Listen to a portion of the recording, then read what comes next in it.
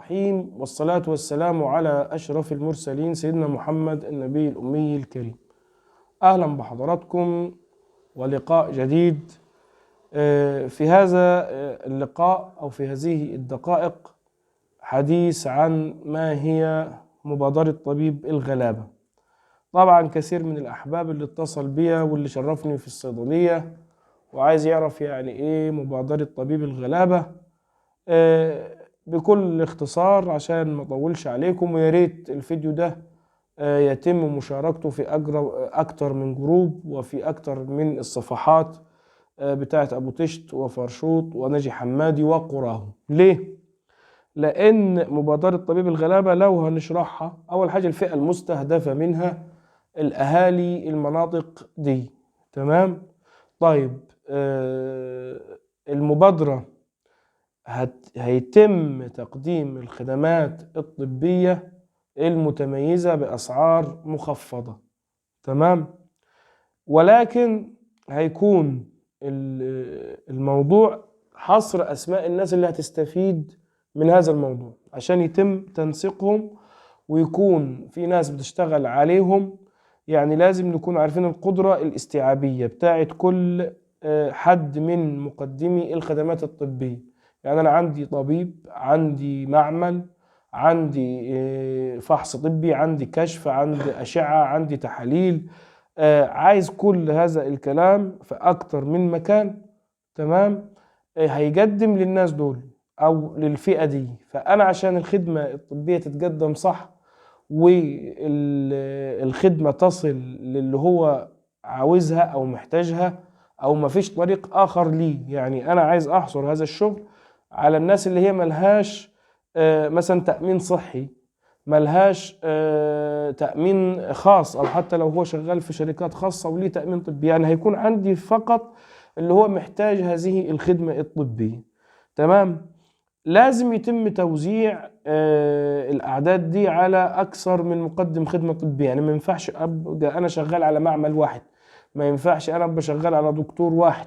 تمام؟ ليه؟ لأنه كل مقدم خدمة طبية أو كل طبيب زي ما هو بيقدم خير ربنا يجعله في ميزان حسناته ويجعله من حقه إنه هو يشوف شغله الخاص. ولكن للأسف بعض الناس لما الدكتور بيكون مرتبط بمواعيد أو حتى مرتبط بحاجات في شغله الخاص او لبيته بيحس ان هو قصر معاه في الخير، بالرغم من الخير الكثير اللي قدمه لحالات اخرى.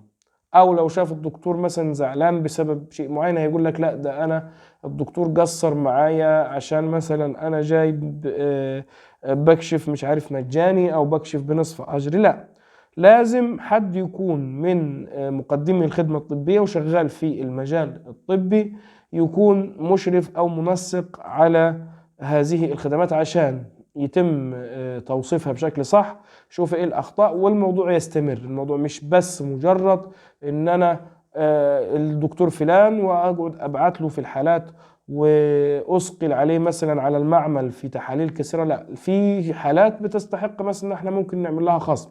تمام؟ عشان الشكل برضو ما ياخدش مع الناس الوضع المحرج. يعني في ناس تقول لك لا ده انا ما اروحش كذا، ده انا اروح اكشف بفلوسي والكلام ده. لا، في طبيب الغلابة ده مسمى بيطلق على كثير من الاطباء الحمد لله اللي هم بيجوا على شغلهم وبيجوا على نفسهم وبيتنازلوا وبدون جرح احساس اي حد.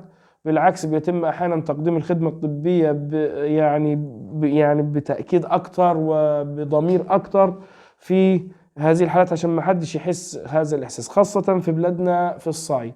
فبالتالي ده بيستلزم ان انا احصر الاعداد وابقى عارفهم وابقى واخد بياناتهم ودارس مشاكلهم واعرف اقرب مقدم خدمة طبية لي مين، لو احتاج معمل ممكن ابعته لمين من المراكز الطبية او المستشفيات او العيادات اسف، وحسب ما هو بيحتاج كل خدمة يبقى العملية تنسيقية منسقة في الوقت، ما يحصلش فيه تزاحم، ما يحصلش فيه اي اخطاء من الاخطاء اللي هي ممكن تحدث لو احنا ما نظمناش. فده مبادرة طبيب الغلابة بهذا الشكل. مين معانا من الدكاترة؟ الحمد لله معانا دكاترة كتير، ولكن احنا بإذن الله عايزين نرحب بيهم في إن شاء الله في فيديو مجمع، أو كل واحد في فيديو خاص بيه. فمسألة وقت لحد ما اللي عايز يشترك من حضراتكم يشرفنا. طريقة الاشتراك إن هو يجيب لي صورة البطاقة وصورة شخصية، ويخليها لي لحد بس ما نشوف الناس المشرفين على المبادرة من أساتذتنا وزملائنا الموضوع يتم إزاي بالشكل بتاعه. يعني إحنا هي الفكرة بدل ما أنت تجيني تاخد جواب من جمعية أو من صيدلية أو من حد من اللي هم شغالين في الخير، أنت هيكون معاك كارنيه أو شكل موحد هتخش بيه لمقدم الخدمة الطبية، معروف إيه اللي هيتم معاك. تمام؟ او المجموعه اللي هي مش هيدفع خالص، يعني في مجموعه هيبقى لهم خصم حسب كل خدمه طبيه وتكاليفها، وفي مجموعه هيكونوا دول ان شاء الله احنا هنتحملهم مجاني، سواء بتنسيق مع الاطباء ومقدمي الخدمه الطبيه او مع اهل الخير هم اللي هيدفعوا ثمنهم. يعني هنشوف هننسق الحكايه دي. هي الفكره بانتظام. انتوا عايزين حضراتكم تشتركوا، هتسيب لي الصوره الشخصيه وصوره البطاقه ورقم تليفون على صورة البطاقة. لو أسرة مثلا فيها 3 أفراد، لا كل واحد هيكون له الاشتراك الخاص بيه. تمام؟ معاهم طفل مثلا أقل من سنة، يبقى صورة شهادة الميلاد بتاعته. هل في دافع فلوس للاشتراك؟ لا، ما فيش دافع فلوس للاشتراك، ولكن إذا مثلا جدت حاجة مثلا زي تصوير ورق زي كارنيه، ممكن هتروحوا نشوف. يعني هيعلن ده تباعا، أنا مش عارف إيه اللي هيتم حاليا، لكن إحنا ما فيش أي فلوس بتدفع مقابل للاشتراك. تمام؟ بالنسبة لنا إحنا كمبادرة. لكن في حاجة هنتكلفها مثلا هتتكلفها كل واحد لو هي بجنيهات معدودة، إذا كان هو يقدر عليها أو أهل الخير يدفعوها له، دي هتتعمل عادي، ما فيش مشكلة. لكن كدفع اشتراك مقابل هذا العمل، لا، ما حدش هيدفع لنا أي اشتراكات. تمام؟ ولكن زي ما بقول لحضراتكم، لو في حاجة تتكلف، لو كل شخص عرف مثلا يعملها لوحده، هنقول يعني كل حاجة في وقتها.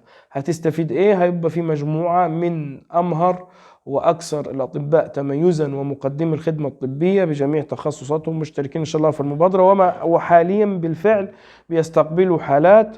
مش عايز أذكر أسامي عشان ما أنساش حد، ومنهم أطباء في الجامعة، ومنهم استشاريين كبار في جميع التخصصات. يعني هيعلن عنهم بإذن الله لما نعلم مرة واحدة. واللي يحتاج أي كشف أو أي حاجة حاليا لحد ما الموضوع يتنسق وياخد شكله الكامل بالشكل الجديد بتاعه، يقول لنا واحنا تحت امره. يشرفني في الصيدليه ويتواصل معي على التليفون، وانا باذن الله هنسق له الخدمه اللي يستاهلها واللي يحتاجها. طبعا العمل معمول باذن الله بفضل ربنا اولا واخيرا، وتحت رعايه صيدليه عنايه من باب التنسيق القانوني والشكل القانوني بتاع المبادره. وده اول حاجه. للي عايز يشترك يشرفني في الصيدليه ويسيب لي الورقيات اللي قلت لحضراتكم عليها. واللي يحتاج اي خدمة طبية حاليا برضو يتواصل معي، وان شاء الله هنحلها له، سواء هتكون مجانية لو هو بإذن الله يستاهل كده ونقدر نعمل الخدمة كده، او هتكون مثلا بسعر التكلفة. كل حالة بيتم دراستها وبيتم تقديمها بالشكل الجيد. تحياتي لحضراتكم، وما تنسوش تشيروا هذا الفيديو عشان يوصل لأكبر عدد من الناس. تحياتي لكم، والسلام عليكم ورحمة الله وبركاته.